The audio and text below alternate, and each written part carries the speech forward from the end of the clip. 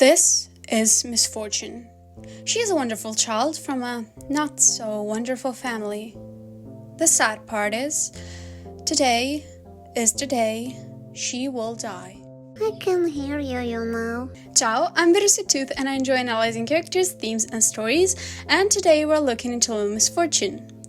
Little Misfortune is a horror game developed in 2019 by Kill Monday Games, and is directly linked to Fran, which belongs to the same studio and is much more popular for its intricate lore and gory nature.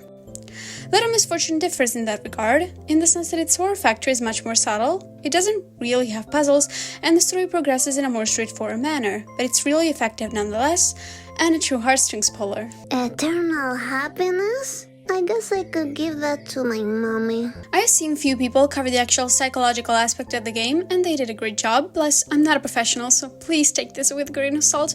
But one of the main things that struck me while I was playing was the horrifying process of grooming our protagonist is put through by the omnipresent narrator, and soon-to-be revealed monster, Morgo, or, as Misfortune refers to him, Mr. Voice. Happiness to Mr. Voice!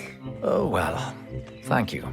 I'm going to give a brief synopsis of the plot, and then detail, referencing RAINN's patterns of grooming, why I think the game is truly a cautionary tale against predators, which I don't think anyone has mentioned yet, so here we are back at over analyzing stuff. Before going in, I'm going to discuss some trigger material listed here, so viewers' discretion is advised, and you can always come back whenever you want to another video. If you're staying, without further ado, let's get into it. Misfortune Ramirez Hernandez is a fun-loving and kind-hearted 8-year-old girl living in the fictional town of Openfields, where one day, a mysterious creature who takes the form of a voice inside her head challenges her to a game. The prize? Eternal happiness. Determined to give it to her mother, Misfortune accepts. On the way, while Mr. Voice leads our protagonist to the prize, we learn that Misfortune has made friends with Benjamin, a fox who she sometimes spots outside her home, although Mr. Voice isn't exactly fond of him. I call him Benjamin. He's a really cute fox. Ugh, I don't care much for foxes. We are presented with a few warning signs, such as sudden shifts in scenery,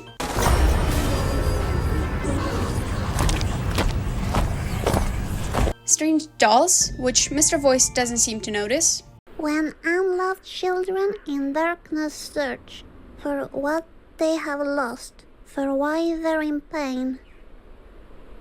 Children in pain? Did you find something, Misfortune? Nah, you're imagining things. missing children's posters, Look, a missing kid. I don't like this. Maybe I should go back home. Bye. and drawings telling us to watch her back. This is absolutely the best art I have ever seen. It's so personal. I didn't know Benjamin was so creative. Creative? That looks like a child has drawn it. What did you just say? Oh, I didn't mean it like that. Huh. Misfortune ignores them up to the very end, where we learn that Mr. Voice is in fact Morgo, a creature from a mysterious realm known as the Beyond, leading her to play dangerous games in order to kill her, which he unfortunately succeeded in doing right from the start, when she crossed the road, supposedly being run over by her own father.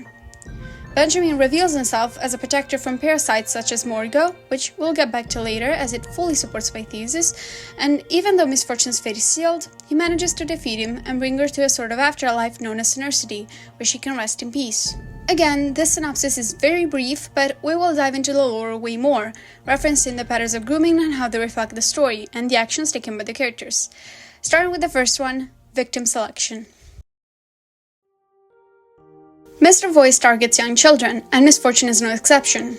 Obviously, children are vulnerable just by themselves, as they're still naive and trusting, but what makes him even more despicable is that he specifically picks out kids that are in less than favorable circumstances. Misfortune's home life is, to say the least, horrible. Her father is a violent dealer and her mother is an alcoholic, only marrying him after she got pregnant, as abortion is not legal where they live, something Misfortune knows about but doesn't recognize is incredibly sad and unhealthy. While reading the diary she keeps in her hiding spot, which she resides in when her parents fight, it's clear that she is completely aware of what goes on in her family, detailing how everyone expects her to hide her emotions, with people in town always wearing masks that conceal their faces, even though she desperately wants to learn about her feelings and express them in the right way. Misfortune is a child who needs help and support, and an adult who is there to guide her. Morgo takes advantage of that by promising to give her the one thing she needs most, eternal happiness. This brings us to the second part of the process of grooming, gaining access and isolating the victim. Mr. Voice's game is designed to be dangerous for young children to play. Her first mission is to leave her house, which not only leads to her demise, but also removes her from a familiar place, and from her mother, who is the only semi-parental figure she has. Whenever she shows concern from the missing children, he will say she's safe because he's there with her. He takes her away from Benjamin too, constantly remarking how he shouldn't be trusted and staging a fake theft of the eternal happiness, blaming it on Benjamin and having her seek the fox's address, containing the wolf's cage at the zoo. The further we go in the game, the more sinister the environment gets, and I don't want to pull a Lily Orchard. Imagine writing out and animating a scene this sinister looking. Because I'm aware that the scene you're interacting is not sinister per se. This game is not visually scary, but it is meant to evoke a feeling of discomfort in the player, making us immerse ourselves in the scenario. Being alone in the woods at night would be a very scary and disorienting experience for a kid, but Misfortune feels safe and trusts Mr. Voice's reassurance, because he is, seemingly, the only adult who is there to guide her. This is not the case, obviously, as he's actually trying to kill her, but she doesn't know that, and by now, believes Benjamin to be a thief. I've actually seen some people say that Mr. Voice would have been a good father figure if he wasn't a little monster, and I believe it is mostly as a joke, but on some level it does demonstrate that the writers and voice actor Henrik Norman bodied his characterization and deception. This leads us to the third section, which is going to be much longer, and it is trust development and keeping secrets. Everything about Mr. Voice in the first chapters of the game is put there to make us trust him. His own voice, ironically, is soothing and calm, and it stays that way almost to the very end. Immediately, he shows interest in Misfortune's life, something her parents don't do. I made a real nice drawing there, you see? Yes, very nice. I did a coloring too. Impressive. Her drawings, her family, and he seems to demonstrate a sort of compassion towards the situation. At the start, Misfortune will run in the hallway and a vase will break. This scene is small, but it is very important. Please don't tell on me. Don't worry. You can trust me. Because immediately, she feels like she can trust him to keep her secret. Something really important to note here are the questions. There are 3 long sequences in which Misfortune will walk from one place to another, and Mr. Voice will ask her 3 questions, making her promise to answer sincerely. The questions vary in depth and importance, such as asking her if she's scared to death, if she feels loved, if she's happy, or if she's ever stolen anything or told a lie. Misfortune's responses to these questions are usually pretty concerning, given that she's a child who has been through a lot of trauma and is, in fact, unloved and neglected, and Mr. Voice's reaction to these questions gave me chills in hindsight. Do you believe in magic? Yes, I do. When Mommy and Daddy scream, I go to my secret hiding spot. And in my secret spot, they never drink juice and never scream at me. That's magical, don't you think? Oh, yes. Yes, it is, my sweet child. It's not that they were inherently creepy or threatening, but it's just because of the sheer manipulation that is taking place, and this goes on through the entire game. This is not only demonstrated through words, but actions as well.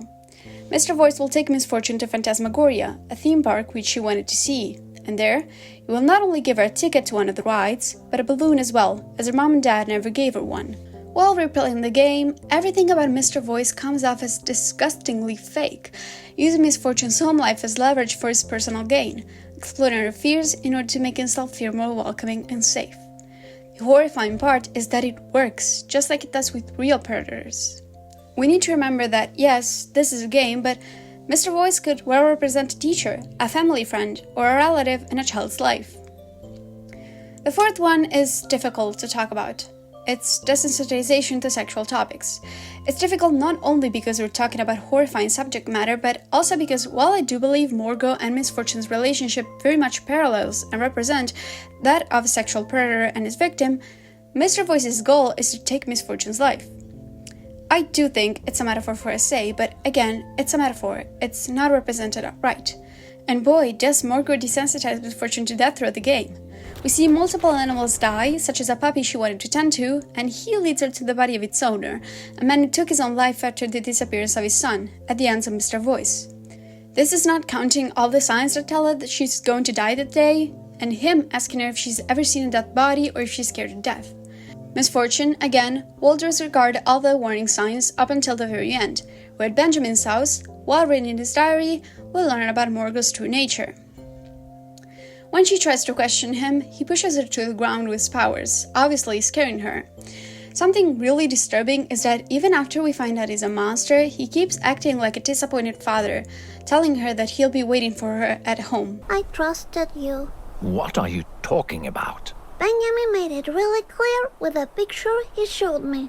You're the one taking the children, and I'm not the hero of this game, right? I guess the eternal happiness was all a lie. Stop this nonsense. We have to keep playing my game. You can't make me. Yes, I can. Stop that. Then play with me. It's at this part of the game that we find Benjamin's guide for parasites, the one thing that supports my interpretation of the game the most. It's pretty long, so I will read through 2 parts of it. Signs that the victim is in need of assistance. The victim seems to have forgotten his or her identity. The victim is already dead but doesn't realize it. The victim believes the illusions of the beyond are real. The victim sympathizes with the parasite. And lastly, the checklist of the parasite. Deforms reality into absurdity. Parasite seems friendly, yet it lures the victim to play dangerous games. It quickly learns about the environment. Language and culture are not an issue for this parasite. Obviously, this is all still in the context of a fantasy story, but there is something very real about some of these, which we discussed previously. But perhaps, what's even more awful is Morgo's demeanor after Misfortune gets home. He is very, very threatening, and initially, he forces her to replicate the game from the start, tutorials and all. But this time, Misfortune is aware of what's happening, and she's not scared of Morgo, and she knows how to say no. I don't want to play this game anymore. Fine. Let me come up with a new game to play. New game. Knock knock. Who's there? No, I don't want to play with you anymore. Knock knock. Who's there? You're scaring me. Stop it. Leave me alone. This beautiful moment of her setting boundaries and, again, saying no doesn't last long, as she's then forced to go back to her hiding spot, the one she used to get away from her parents. Luckily, Benjamin is there to save her and defeat the monster. The ending of the game, as we've discussed previously, is very bittersweet, as, again, she has died, but even though she won't get to grow into the lady she wanted to be, she gets to go to Center City, away from her abusive household and away from the parasite. Well, the focus of my video is not the lore and story per se, but more so about the dynamic between Morgo and Misfortune, I just have to say this. This game broke me. You can really tell it was a passion project for so many people, and I really wish it got just as much recognition as Frambo, because it truly deserved it. Nonetheless, I hope this wasn't too heavy, and if you disagree with my reading of the game, make sure to leave a comment down below, and like and subscribe if you enjoyed it. And I will hopefully see you next time for some illuminating content. This has been Bittersweettooth, an analysis of Little Misfortune. Arrivederci.